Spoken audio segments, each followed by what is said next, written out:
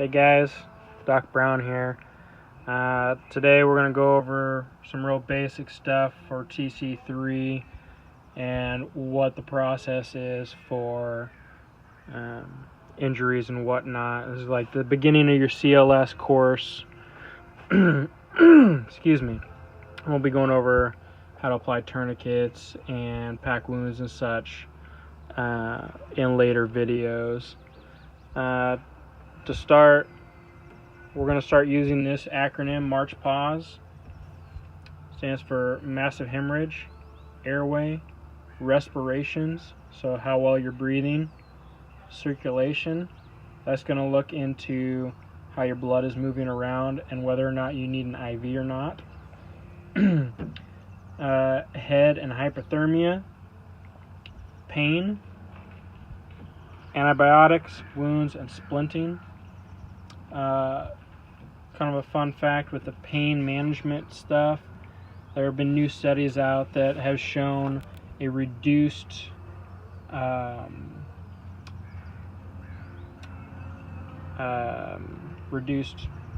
chance of having severe PTSD from early pain management, which is always our goal whenever somebody gets hurt, is to reduce any potential suffering and prolonged suffering even when they come home.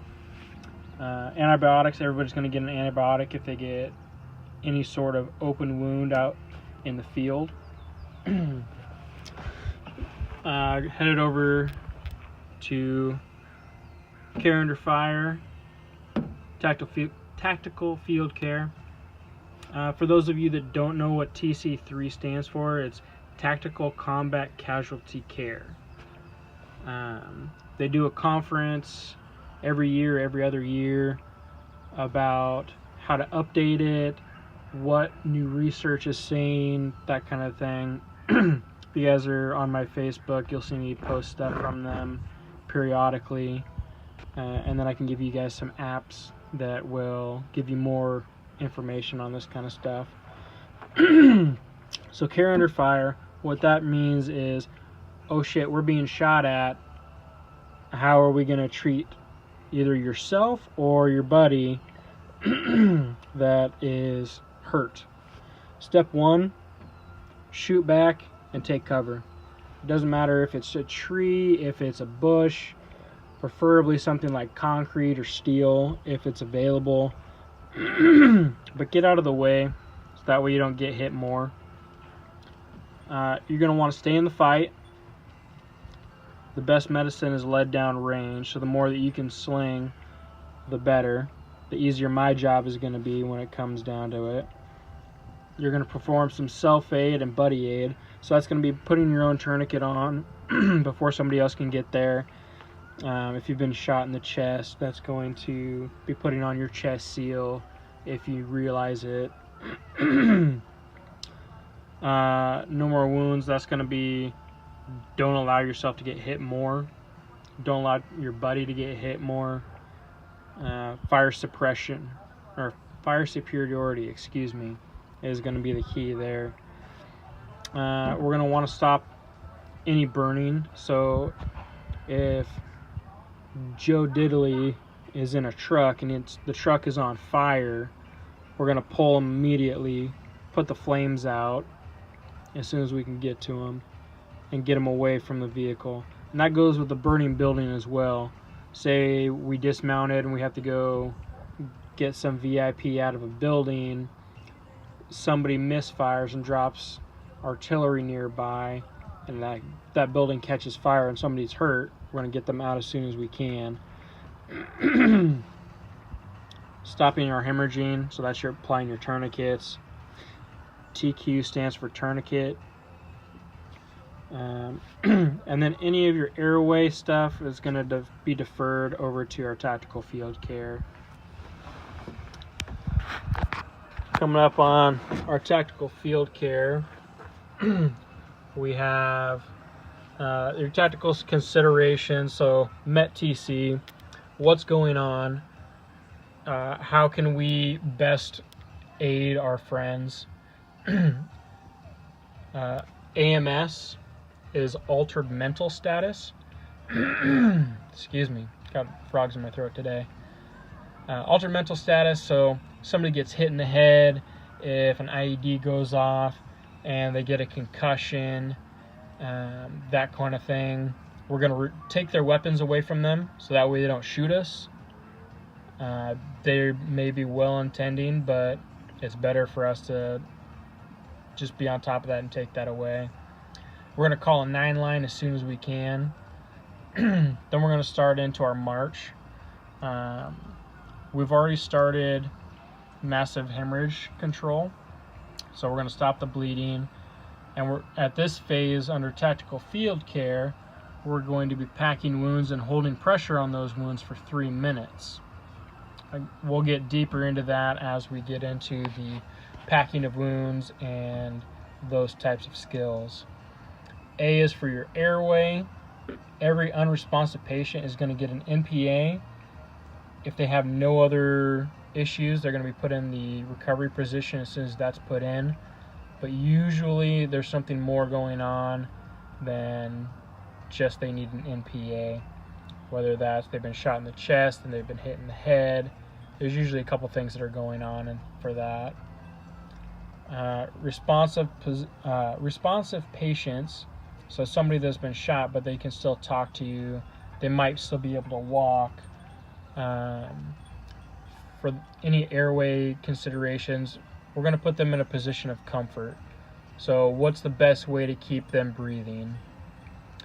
And then especially for us, something that's really important is we make sure we take care of the spine. Being in vehicles has an added risk sometimes when you get in an accident, as we saw on this last trip out to Yakima. Some of you probably saw me checking the spine of the driver to make sure nothing was out of place, anything was broken, that kind of thing. Our physician assistants ended up telling me to take him to the hospital to get checked anyway, but nothing turned up. But it's always a consideration, especially in vehicles. We need to make sure they don't get a hangman's fracture is really what we're worried about. We can talk about that in a later video as well. R is for respirations again. So this is where we're going to check, is there even rise and fall of the chest? Do they have signs of attention pneumothorax? Do they have a sucking chest wound? And we're going to start monitoring their oxygen levels at this point. So that's going to consist of the little finger probe that I have. I carry 2 of them on me.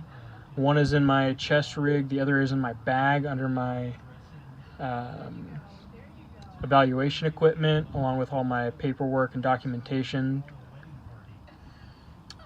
C is circulation. We're going to reassess all of our wounds, make sure that all of our interventions are still working correctly, and we're going to start converting our tourniquets. Research has shown that we can keep a tourniquet on for up to 6 hours. However, we want to lessen neuromuscular damage, so we're going to convert those from, say, a high and tight that we did over here and care under fire into a deliberate, so 2 to 3 inches above the wound, not on a joint. If that is controlled, then we're going to move into packing the wound, like we mentioned up here, and using an Israeli bandage to put a direct pressure bandage on there. Again, another skill that we're going to be going over later. 6 is also circulation. This is more for me, but I want you guys to be aware of what we're doing and how we're doing it. So for us, if we are unsuccessful in gaining IV access, so your normal, what you would see in a hospital, then we're going to go to an IO. And right now we're in the process of switching over to the easy drills, which kind of looks like your typical screw gun, but It's for medical purposes, and it screws the needle down into the bone instead of your fast one, which most of you have seen and are terrified of. I don't blame you. That's a lot of needles going into your chest. So we'll talk about that as well. Hypothermia prevention. This is something that's huge for you guys especially. That's something that's really easy for you guys to do. As we're treating the casualty, if they're a litter patient, so they have to be picked up and moved with assistance, they can't walk or anything, you're going to want to put a thermal blanket on them if you have one. If you don't, whatever you have will work. But with blood loss, you're going to go into hypothermia much quicker. Less blood for circulation means that you can't move the heat around your body as well. So it could be 190 degrees out, and if you've lost a liter of blood, you're potentially going to go into hypothermia. That's something that's always a concern, whether we're in the desert in the middle of Afghanistan in August, or if we're in the Antarctic in the middle of January. Something that we're always going to make sure that we're keeping an eye on. 8, we're going to start monitoring vitals. So we're going to give that finger probe. That's going to tell us how many beats a minute the patient is, their heart is beating, as well as our oxygen saturation. For oxygen saturation, a normal person like you and I, we're going to have upwards of 95%. Once you get down below 95%, that's when we're going to want to start putting oxygen on somebody. But that's a skill for me and the other medics. But if you guys can recognize, hey, I think this person is going to need some oxygen, can we grab some? That's going to help me out a ton. Moving on down to P, again, is pain management. You guys are allowed to give non-narcotics and non-opiates. So that's going to be your Tylenol, your naproxen,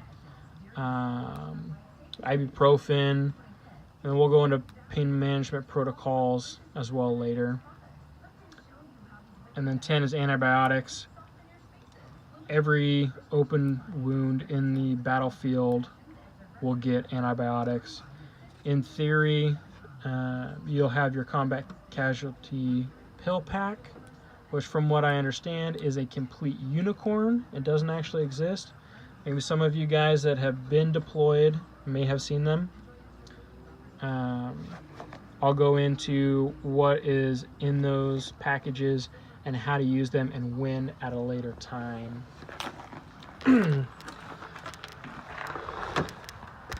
9-line medevac request. This is something that everybody should know and realize that they need to know. If not memorized, be able to pull a reference out of your pocket. 30 seconds is usually a good time frame of how quickly this can be done with clarity. Line 1 and 2 usually can be pre-filled out. So if you're gonna go on a raid, say you're gonna go raid my treehouse over there, you know that what the grid is for that. And let's say we're gonna try and land a bird over there in my backyard. You're gonna have a preset coordinates, for where those things are. So your CCP, casualty collection point. So that's something that can be pre-filled out before you go on your raid. Your call sign, your frequency, that's going to be the tactical leader, their call sign. Most of the time it's going to be them. Sometimes it could be me or another medic. Frequency, we deal with the radios pretty often, so I don't need to explain that. Line 3 is number of patients by precedent. So that's how bad are they hurt. Alpha Bravo, those are basically the exact same thing. They're starting to move away from the urgent surgical in some of the newer literature, because with both Alpha and Bravo, you're going to need a surgical team, and those are evac as soon as possible. Priority is within a couple of hours. Routine is 24 hours. Convenience is whenever you can. And whenever, God forbid, we have somebody who dies on the battlefield, evac for them is going to be convenience. Unless something has changed, but that is the last that I've heard. I'll get back to you guys on that at a later date. Special equipment. These are different things that the Black Hawks can attach. So your hoist, your extraction, ventilator, most of them will have that if it's a medical ambulance helicopter. Your hoist and your extractor are going to be like a jungle penetrator, so it's an attachment on the outside of the vehicle with, if I remember correctly, upwards of 600 pounds per square inch on the cable. So a big dude can get on there pretty easily and be hoisted up and out. You air assault guys, you might be able to correct my numbers on that. I'm going here pretty soon. I'll memorize it later. Patients by type. Your litter patients are going to be the people that can't walk. Your ambulatory, that's what A and B stands for, is ambulatory, or is going to be a Bravo. So that's anybody that is hurt but they can walk. So maybe they slipped on some rocks and broke their arm or something like that. Security of the pickup site. This is really important, especially when we're in a hostile environment. So none is for November. Papa is possible. Echo is there are enemies around, be careful coming. X-ray is they're here, make sure you come armed. Usually they have an escort anyway, at least from what I understand, so that shouldn't be too much of an issue getting an escort for any bird that might be coming in to pick somebody up. 7 is going to be how you're going to mark the site. So your panels, your pyro, your smoke, none, or other. Panels are not the best choice. They blow away very easily. Smoke, I think, is the preferred. But if you're out of everything, grab Private Snuffy, call up an Echo, or make him go do the funky chicken out there. Number 8 is your nationality. So your U.S. military, U.S. civilian, non-U.S. military, non-U.S. civilian, or your EPW, enemy prisoner of war. 9 is an hopefully unnecessary step, but it's going to be your NBC, nuclear, biological, and chemical. God forbid we're in a position like that, but with things that the way they are, especially in Syria, or what we've seen in the last 2 years, we just don't know what's going to happen. So that section may be used. So keep that in mind. That's everything I've got for you for video number 1. Hopefully it was informative, and hopefully it was a brief overtone of what we're going to go over. As we move on to later videos, you'll meet my mom. She's going to be my test dummy. So as we're doing tourniquets or MPAs, you'll see her. She's going to be my medical assistant. So thanks for watching, guys. I'll get the next video up as soon as I can.